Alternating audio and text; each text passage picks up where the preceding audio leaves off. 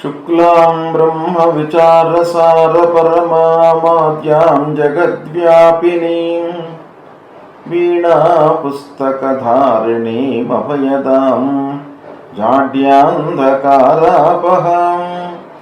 हस्ते स्फाटिकमालिकां विदधतीं पद्मासने संस्थितां वन्दे तां परमेश्वरीं भगवतीं बुद्धिप्रदां शारदां। श्री महागणाधिपतये नमः। श्री महासरस्वती नमः। శ్రీ గురుభ్యో నమః. 2024 సంవత్సరంలో మార్చి నెలలో మీనరాశి వారికి గోచార ఫలితాలు ఎలా ఉంటాయో తెలుసుకుందాం. ముఖ్యంగా మీనరాశిలో జన్మించినటువంటి వారికి ఈ మార్చి నెల లోపల గ్రహస్థితి సూర్యుడు ద్వాదశ జన్మస్థానాల్లో సంచరిస్తున్నాడు, ప్రతికూలంగా ఉన్నాడు. కుజుడు మొదట్లో 11వ స్థానంలో సంచరిస్తున్నాడు, దాని తర్వాత ద్వాదశంలోకి ప్రవేశిస్తున్నాడు. 11వ స్థానంలో సంచరించడం శుభ ఫలితంగా ఉంటుంది, ద్వాదశంలో ప్రతికూలంగా ఉంటాడు. ఇక బుధుడు ద్వాదశ జన్మ ద్వితీయ స్థానాల్లో సంచరిస్తున్నాడు, కొంతవరకు అనుకూలంగానే ఉన్నాడు.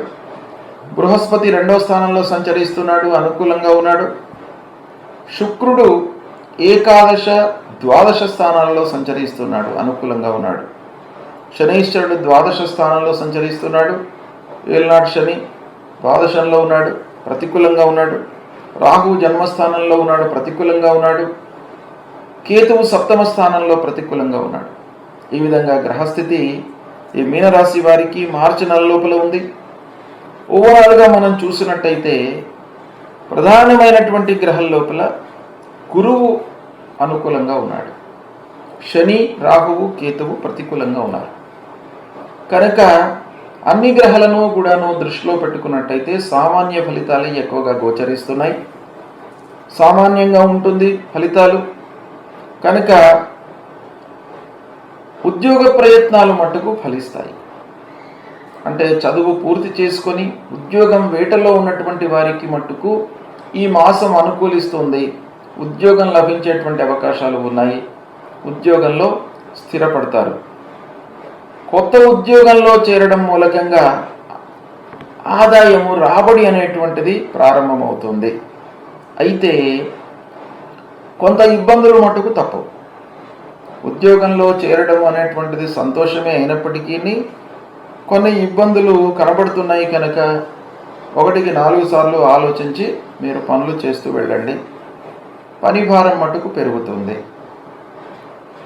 ఇక ఉద్యోగస్తులకు ముఖ్యంగా మీరు మనసులో ఉంచుకోవాల్సినటువంటి విషయం ఏంటంటే పక్కవారితో మీరు జాగ్రత్తగా మెలగండి. వారితో ఇబ్బందులు కనబడుతున్నాయి, తోటి ఉద్యోగులతో సహ ఉద్యోగులతో ఇబ్బందులు ఉన్నాయి. కనుక మనస్పర్ధలు రాకుండా, వైషమ్యాలు రాకుండా మీరు జాగ్రత్త పడండి. అయితే అధికారులతో మట్టుకు మీకు మంచి స్నేహం ఉంటుంది, వారితో వారి యొక్క సహకారం కూడాను మీకు బాగా లభిస్తుంది. ఇక అన్నదమ్ములు బంధువులతో సఖ్యతగా ఉండడానికై ప్రయత్నాలు చేయండి. సఖ్యత ఉంటుంది, మీ వైపు నుండి కూడాను కొంత ప్రయత్నాలు చేసినట్టయితే ఇంకా మీకు అనుకూలమైనటువంటి వాతావరణము ఉంటుంది. వాహన మూలకంగా పనులు నెరవేరుతాయి, పనులు కలిసి వస్తాయి.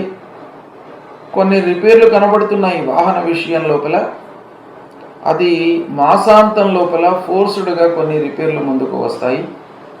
అవి తప్పవు, వాటిని మనం చేసుకోవాల్సినటువంటి స్థితి ఏర్పడుతుంది, తద్వారా ఖర్చులు పెరుగుతాయి. ఇక వ్యవసాయదారులకు ఈ మాసం అనుకూలంగా ఉంది, అనుకూల ఫలితాలు ఉంటాయి, దిగుబడి సంతృప్తికరంగా ఉంటుంది. పక్కవారితో పూర్వం ఉన్నటువంటి సమస్యలు తొలగుతాయి, పరిష్కార మార్గాలు లభిస్తాయి. పారిశ్రామికవేత్తలకు 3-4 వారాలలో అనుకూలంగా ఉన్నాయి. అయితే మిషనరీ మూలకంగా కొంత ఇబ్బందులు గోచరిస్తున్నాయి. మిషనరీ రిపేర్లు కానివ్వండి, మిషనరీ రన్ చేస్తున్నటువంటి ఆ వ్యక్తులు వారి మూలకంగా ఇబ్బందులు, ఇలాంటివి రావడంతో కొంత ఇబ్బందులకు గురి అయ్యేటువంటి అవకాశం కనబడుతుంది. ఇక వృధా ఖర్చులు మట్టుకు బాగా ఉన్నాయి, దాన్ని కట్టడి చేసుకోండి. రావాల్సినటువంటి డబ్బుకై కలహాలు, వైషమ్యాలు, మనస్పర్ధలు ఇలాంటివి జరిగిన తర్వాతనే మీ చేతికి డబ్బు అందుతుంది. అయితే ఆదాయం మట్టుకు సంతృప్తిగానే ఉంటుంది. ఇంటికి కావలసినటువంటి వస్తువులను కొనుగోలు చేస్తారు. ఆభరణాలు, వస్తువులు, పిల్లలతో సఖ్యతతో ఉంటారు. కుటుంబ పెద్దల యొక్క సహాయ సహకారాలు బాగా లభిస్తాయి. సంగీత సాహిత్యవేత్తలకు అనుకూలమైనటువంటి సమయము, గౌరవ మర్యాదలు లభిస్తాయి. నైపుణ్యానికి గుర్తింపు లభిస్తుంది. ఆ కళాకారులకు చాలా కలిసి వచ్చేటువంటి అవకాశాలు ఈ మాసంలో ఉన్నాయి. ఇకపోతే సమాజంలో మంచి పేరును సంపాదిస్తారు. ముఖ్యంగా తద్వారా చాలా పనులు నెరవేరేటువంటి అవకాశాలు కనబడుతున్నాయి. ఉన్నత విద్యకై చేసేటువంటి ప్రయత్నాలు కూడాను మీకు బాగా కలిసి వస్తాయి. పోటీ పరీక్షలలో మంచి స్థాయిలో నిలుస్తారు. శుభకార్యాలు చేస్తారు. శుభకార్యాల విషయం లోపల అందరి సహాయ సహకారాలు కూడాను మీకు అందుతాయి. ఈ విధంగా కొన్ని విషయాలలో మీకు మంచి ఫలితాలు ఉన్నాయి. కొన్ని విషయాలలో అంటే మిషనరీలు, భూములు, అన్నదమ్ములు, డబ్బు విషయం లోపల కొన్ని జాగ్రత్తలు తీసుకున్నట్టయితే ఓవరాల్గా ఈ మాసం మీకు సంతృప్తికరంగానే ఉంటుంది. అయితే ఈ మాసంలో ముఖ్యంగా శనైశ్వరుడు ద్వాదశ స్థానంలో సంచరిస్తున్నాడు కనుక శని మూలకంగా వృధా ఖర్చులు, ఊహించని ఖర్చులు ముందుకు వచ్చేటువంటి అవకాశాలు ఉన్నాయి. కాబట్టి దాన్ని నియంత్రించుకోవడము.